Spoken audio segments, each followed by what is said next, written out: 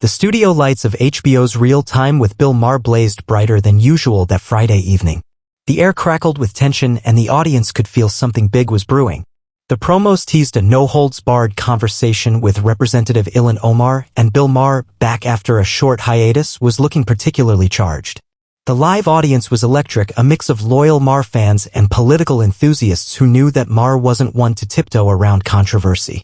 He had taken on Republicans and Democrats alike, and tonight, it was clear from the start, he was aiming for fireworks. Representative Ilhan Omar had accepted the invitation weeks ago, thinking it would be a standard interview, some heated debate, sure, but nothing out of the ordinary. She wasn't new to criticism or confrontation. But what she didn't expect was that Maher had done his homework deeply. As the intro music faded, Maher strolled onto the stage, met with enthusiastic applause. He gave his usual smirk, waved, and sat down. His monologue was sharp as ever, taking shots at both sides of the aisle.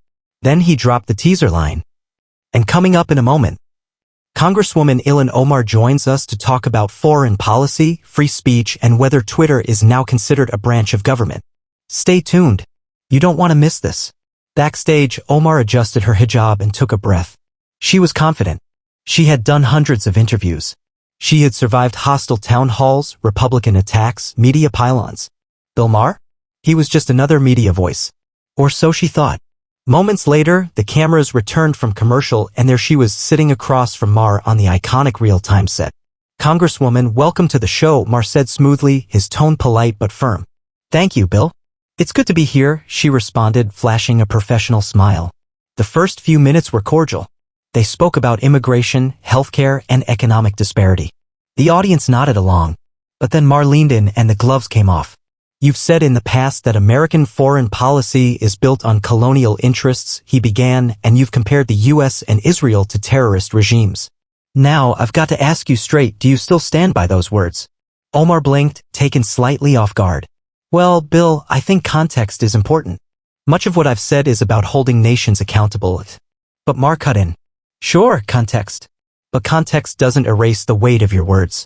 You called American support for Israel all about the Benjamins. That's not critique, that's a dog whistle, Congresswoman."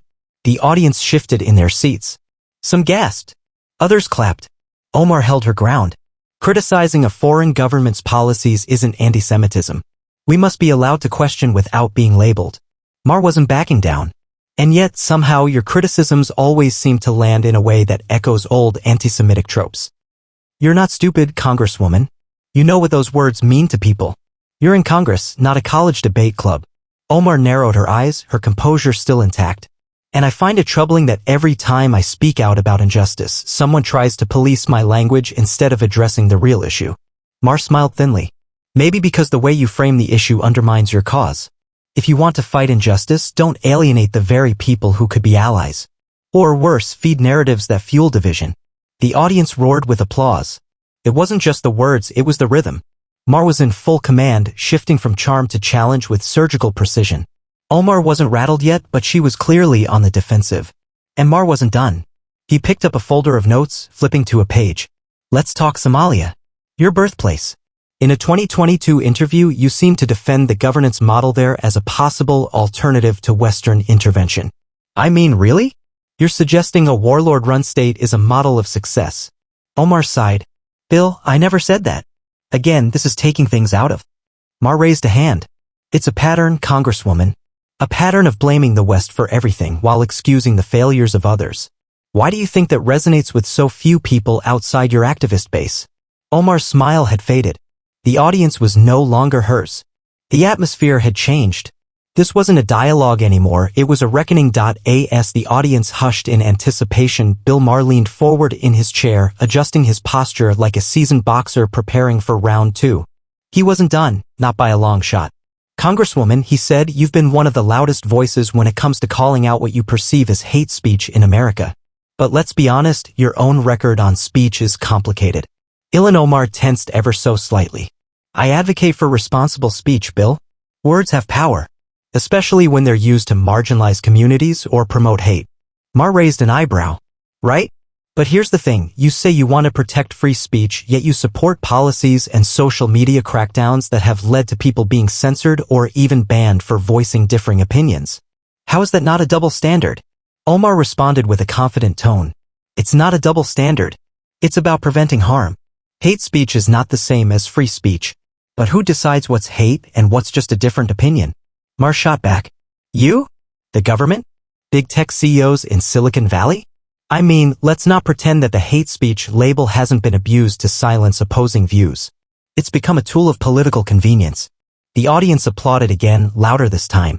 Even some of Omar's supporters in the crowd looked conflicted. Omar tried to regain control. Bill, when people call for genocide or deny the rights of others, that's dangerous rhetoric. And leaders like me have a duty to call it out. Maher didn't flinch. Sure, but when comedians get canceled for telling a joke or when scientists are deplatformed for sharing data that challenges the mainstream narrative, where are you then? You're quiet. You pick your battles based on ideology, not principle. Omar's jaw clenched. I've condemned censorship when it's warranted. No, you haven't, Maher said sharply. You've cheered it on so long as it came from your side of the aisle. That's not leadership. That's partisanship dressed up as virtue. The room fell into a tense silence. It was one of those moments where even the floor lights seemed to dim. Omar looked like she wanted to respond but paused, likely calculating how much deeper she wanted to wade into this firestorm. Maher, sensing the moment, softened just slightly. Look, Ilhan, he said, dropping his voice to a more conversational tone. I don't think you're some evil villain. I think you genuinely care. But you've fallen into the trap of tribalism where everything your side does is good and everything the other side does is evil. That's not just bad politics. It's dangerous. Omar leaned back, inhaling deeply. Bill, I came to this country as a refugee. I know better than anyone what happens when hate goes unchecked. I know what it's like to have your voice silenced by a government, by a militia, by war. So yes, I speak passionately. And yes, sometimes my words are strong. But that's because I've seen what silence costs. That earned a respectful round of applause from a segment of the audience. Maher nodded, acknowledging her sincerity. And I respect that. But again, passion doesn't give you a free pass to smear your opponents or paint entire nations with the same brush. If you're going to be a voice of justice, you need to apply it universally. You can't just speak out when it's politically convenient. She met his gaze. And what about you, Bill? You've made a career out of being provocative, saying things others wouldn't dare. Isn't that also dangerous sometimes? Maher grinned. I've had my share of controversy, sure. But I stand by one thing, I believe in free speech for everyone. Even those I disagree with. Especially those I disagree with. That landed like a hammer. The tension on stage was undeniable. Two different ideologies. Two radically different life experiences. Yet here they were, face to face, airing it all out live and censored and unapologetic. A producer gestured from offstage. They were heading into a break. We'll be back after this, Maher said, turning to the camera with a tight smile. Trust me, folks, this is just getting started. As the screen faded to black, viewers across the country sat stunned, glued to their TVs. Social media was already ablaze. Clips of the confrontation were going viral. Hashtags like hashtag Maher vs. Omar, hashtag free speech clash, and hashtag Maher destroys were trending within minutes. And backstage? Omar wasn't backing out. She knew what was coming next. But she also knew she had more to say. She wasn't leaving without a fight. The show returned from commercial with a wide camera shot of Maher and Omar. Both still seated, both visibly more alert than before. The air buzzed with unresolved tension. The debate so far had been sharper than most expected, but now Maher was ready to dive into even more controversial waters. Let's pivot to foreign policy again, Maher said, his tone calm but probing. You've been vocal about U.S. military interventions, Afghanistan, Iraq, Syria. You say we're imperialists, that we're meddling in sovereign nations. Fair enough. But what I don't get is your silence or worse, deflection, when it comes to regimes like Iran or China. Why is that? Omar exhaled sharply, already anticipating this line of attack. I've criticized authoritarian regimes repeatedly. But I also believe America can't lecture the world on democracy when we have our own issues at home. Police violence, systemic racism, income inequality. But that's not an answer, Maher interrupted. You're doing the same thing again, deflecting criticism of authoritarian regimes by pointing fingers inward. I'm sorry, but when women are being hanged in Iran for protesting the hijab, and the Chinese government is literally running concentration camps for Uyghurs, the least you can do is condemn them clearly, loudly, without throwing in, yeah, but America's bad too. The audience clapped. Louder this time. Omar blinked, then replied, "Bill, I have condemned Iran and China. You're cherry-picking a narrative. Just because I don't shout it every day on Twitter doesn't mean I condone it." "But you do shout every day on Twitter," Maher said with a sardonic grin.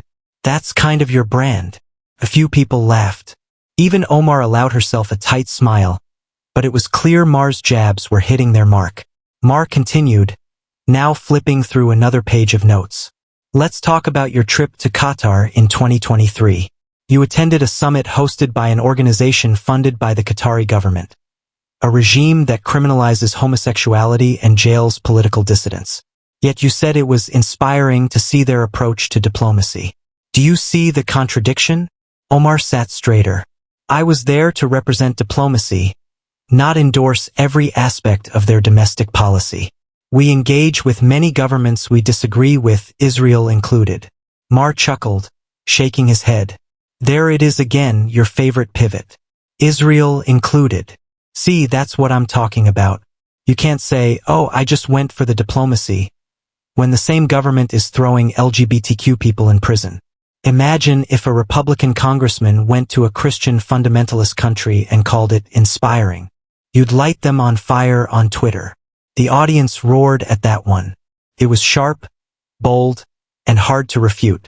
Ilhan Omar leaned forward. "Bill, the world isn't black and white. If you want to solve problems, you engage. You don't isolate.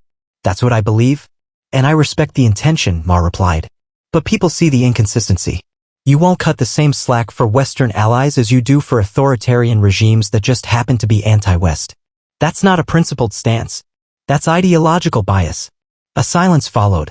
It wasn't the kind of silence that came from lack of interest, it was the kind of silence that came when a line hits a little too close to home. Maher then added, "You say you fight for the marginalized, and I believe that. But when you're selective with your outrage, people stop listening. They tune you out. And that's the tragedy. Because when you do speak truth, it gets buried under the noise of your contradictions." Omar didn't respond immediately. She seemed to be choosing her next words carefully. But before she could speak, Maher did something unexpected. He turned the topic suddenly and sharply. "You're a trailblazer, Ilhan. First Somali American in Congress. One of the first Muslim women. That's historic. But do you ever worry that your identity has been weaponized, not by the right, but by your own side? That you're being used as a symbol rather than a leader?" Omar paused, caught off guard by the curveball. "That's a powerful question," she said, her voice softer. "Sometimes, yes. I've felt that pressure. Like I have to represent everything all the time. Be the face of every cause, every injustice. It's exhausting. But I also carry that burden with pride." Maher nodded. The audience was quiet again, but this time it was a contemplative silence. For a moment, the fire between them dimmed. Two ideologically opposite people finding a sliver of common humanity. It didn't last long. "Let's not pretend that being a symbol means you're above criticism," Maher said, regaining his edge. "Because that's the game now. Identity is used as a shield to deflect any and all criticism. That's dangerous." Omar lifted her chin. "And ignoring identity is just as dangerous. You can't talk about justice without talking about the systems that define us." Maher smiled again. "I don't want to ignore identity. I just don't want it to be a hall pass for bad ideas." By this point in the show, something electric was happening, not just in the studio, but across the country. Clips of the debate were now topping trending pages on YouTube, X, formerly Twitter, and TikTok. Bill Maher versus Ilhan Omar wasn't just a political interview anymore, it was an event. The studio lights glared hotter. The crowd leaned in. Maher could sense it, they were reaching the climax. He shuffled his note cards and casually tossed them to the side. "You know what," he said. "Let's drop the prep. Let's just talk, raw and real." Omar adjusted in her seat, arms crossed. "Let's talk about what happened last year when you said that support for Israel was all about the Benjamins." That quote made headlines worldwide. "I've addressed that 100 times," Omar replied with a sigh. "I apologized for the phrasing. What I was critiquing was the influence of lobbying groups like AIPAC, not Jewish people." Maher nodded. "But it wasn't just that one comment, Ilhan. You have a string of statements, some suggestive, others direct, that critics, even from your own party, say echo anti-Semitic tropes. At what point do you stop blaming misinterpretation and start taking full accountability?" Omar's voice sharpened. "I've taken accountability. But I won't apologize for standing up for Palestinian human rights. That's not anti-Semitic. That's being consistent with my values. Maher leaned forward. No one is saying you can't support Palestinians. I've spoken out against Netanyahu's government myself. But when your critiques only ever seem to focus on Israel, when you downplay or stay silent on atrocities committed by Hamas or Hezbollah or Iran, it becomes less about values and more about vendettas.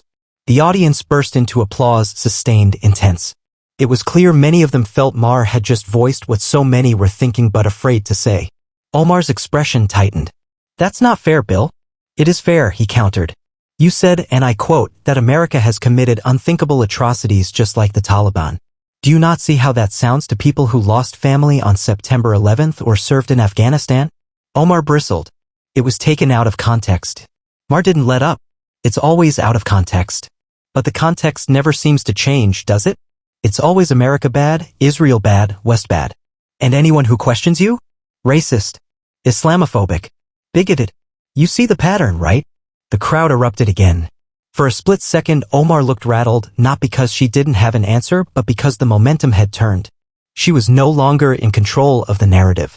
And the room knew it. But then she regrouped. Bill, I've faced death threats. I've been dehumanized. I've had members of Congress accuse me of terrorism simply because of my faith. So when I speak, I do so from a place of lived experience, not ivory tower punditry. And that's valid, Maher replied, genuinely. But your lived experience doesn't mean your arguments are above criticism. You are a public servant, a policymaker. You don't get to hide behind identity to avoid accountability. Another wave of applause thundered through the studio. Maher looked out at the crowd, then back at her. You came on this show because you wanted a real conversation, he said. And you're getting one. But you've got to understand something. Americans are tired of the performative outrage, the double standards, the constant finger-pointing without introspection. They want truth even if it's uncomfortable. Omar's eyes didn't leave his. Then let's talk about your side. The constant demonization of progressives, the gaslighting of systemic inequality. The platforming of anti-Muslim rhetoric in the name of free speech. You call out radicals, but you ignore the radicalization happening on the right every day. Maher nodded. You're right, there are radicals on the right. But the difference is, the media doesn't pretend those people are moderate heroes. The left has elevated its extremists to positions of influence and praise. When a Marjorie Taylor Greene says something nuts, even Republicans groan. When you say something crazy, you get a magazine cover. A collective gasp from the audience. That line hit hard. Omar looked stunned, but more than that, a fire flared in her eyes. I'm not looking for magazine covers, Bill. I'm trying to change systems that have failed people like me for generations. And I believe that's your intent, Maher responded, softer now. But intent doesn't equal impact. And right now, a lot of Americans feel like your rhetoric divides more than it unites. That's not leadership, it's branding. The air in the studio felt different now. Like something historic had just happened. Not because of a meltdown. Not because of yelling. But because both sides, so far apart, had actually gone head-to-head without flinching. And Omar? She didn't walk off. She didn't storm out. She sat there. Still standing. Still ready. But the room knew, so did she, that Maher had landed the heavier blows. As the final commercial break faded out, the camera panned back to Maher and Omar. The studio felt like a courtroom after a verdict had been read, half the audience exhilarated, half stunned silent, and all of them glued to every word. Social media was on fire. Clips were being spliced, analyzed, and retweeted thousands of times per minute. It was the kind of cultural lightning strike that only happened a few times a year on television. But Bill Maher wasn't done. I want to give you the floor, Congresswoman, he said, his tone respectful but measured. Not a gotcha, not a trap. Just a moment to say what you really want people to understand about you, not the headlines, not the sound bites. Just you. Ilhan Omar nodded slowly, exhaling. Her expression softened. I know I've made mistakes, she said, looking out to the crowd, then straight into the camera. I've used language I wouldn't use today. I've tweeted things in the heat of the moment. But I've also been targeted, vilified, and misrepresented more than almost any other member of Congress. Why? Because I'm black. Because I'm Muslim. Because I'm a refugee. Because I dare to question the status quo. Some applause rippled through the studio, loyalists, likely, but it was restrained. People were still processing. I don't hate America, she continued. I love this country because only in America could someone like me rise to this position. But loving something means you want it to live up to its ideals. That's what I fight for. Justice. Equality. Human dignity. For everyone. Bill Maher listened, hands folded. I appreciate your honesty, he said. And I believe in the fight for justice too. But I've been around long enough to know that if you want to win hearts and minds, you have to lead with clarity, not confusion. Passion is good. Conviction is better. But consistency is what actually changes people. Omar tilted her head slightly. Are you consistent, Bill? Mar chuckled. I try to be. I call out the far right and the far left. And when I get something wrong, I admit it. But here's the difference. I don't pretend that being progressive means never being wrong. The two exchanged a rare moment of mutual respect, a tense, uneasy truce forged through an hour of brutal intellectual combat. As the credits began to roll, Mar turned to the camera for his final monologue. Tonight was intense. But it was also important, he said, addressing the audience directly. Because in a country this divided, we need to have the hard conversations. We need to challenge the people we admire and question the ones we vote for. Whether you're on the left, the right, or somewhere in the sanity zone in between, the goal should be the same, to make this country better, stronger, freer. Not to win Twitter arguments. He glanced back at Omar. Ilhan and I don't agree on much. But she showed up.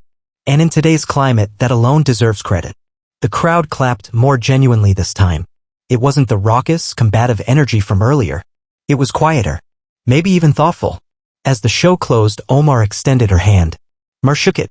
No hugs. No selfies.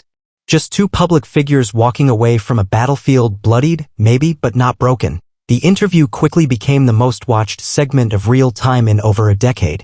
Late-night hosts referenced it. News anchors replayed key moments. Social media fractured along predictable lines. Conservatives hailed Mar as a hero for exposing Omar's double standards. Progressives accused him of platforming Islamophobia. Centrists and independents mostly just said, finally, someone asked the tough questions. Think pieces poured out for days. Ilhan Omar, brave or blind? Bill Maher and the end of polite politics. The night identity politics finally broke live TV. On the ground, something deeper was happening. People were talking, really talking, about political consistency, about foreign policy hypocrisies, about what real leadership looks like. And perhaps more importantly, about what it doesn't. A week later, Maher followed up on the show. People have asked me why have Ilhan Omar on at all, he said during his opening monologue. Because I believe in free speech. I believe in facing ideas, not canceling them. I believe we're at our best, not when we agree, but when we challenge each other with facts and honesty. That's what democracy is. Not echo chambers. Not virtue signaling. But honest debate. And let's be real, he added with a grin, how often do you get to trend for something other than being cancelled? The crowd laughed. And just like that, the storm passed, but the impact lingered. Americans, left, right, and center had witnessed something rare, a genuine, unscripted confrontation between two titanic, ideologically opposite figures. No shouting matches. No walkouts. Just a verbal heavyweight bout that ended not in a knockout but in something more powerful. Clarity.